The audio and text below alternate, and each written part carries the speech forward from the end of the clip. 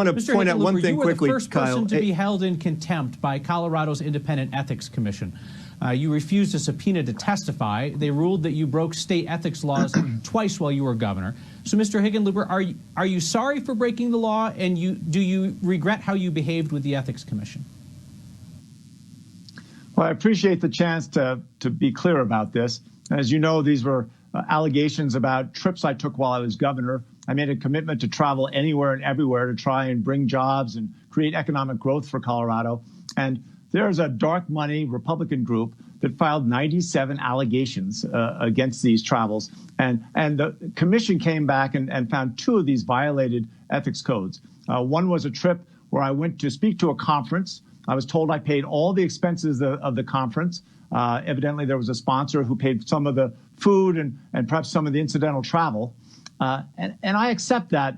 I accept that decision. I accept responsibility. The other was a trip to the commissioning of the USS Colorado. We had over 1,000 military personnel there. A lot of the officers from Washington and from the Pentagon came up, and I flew out on a plane that was commissioned by the founder of the foundation that was funding the ceremony and this important event for Colorado's future.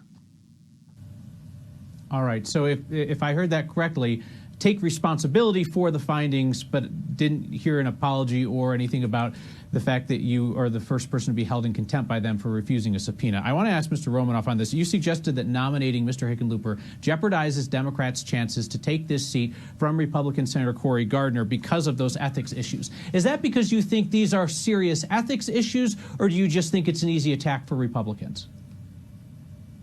It is both. Look, John Hickenlooper just wrote the Republicans' ad against him twice now. First, when he told everybody in the state he'd be a terrible senator and didn't want the job. I happen to believe him. And now, when he breaks the law, refuses to apologize, defies a subpoena, and becomes, as you said, Kyle, the first person ever held in contempt by an independent ethics commission. You heard John blame the Republicans. You heard him blame the staff.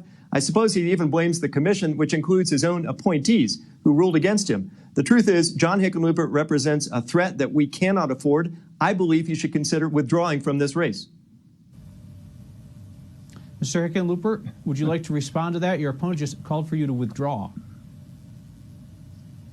Well, the point I was trying to make is that these allegations were waged by a dark money Republican group, and they're going to lay attacks and millions of dollars of smear ads against whoever the Democratic candidate is. And, you know, I've campaigned statewide in 2010, 2014, difficult years for Democrats, and won both times. And Andrew, you haven't won an election, in 12 years. I think it's clear that I have a relationship with Coloradans through thick and thin, and that they're going to recognize these as smear attacks that will be used against any Democratic candidate, no matter what their background.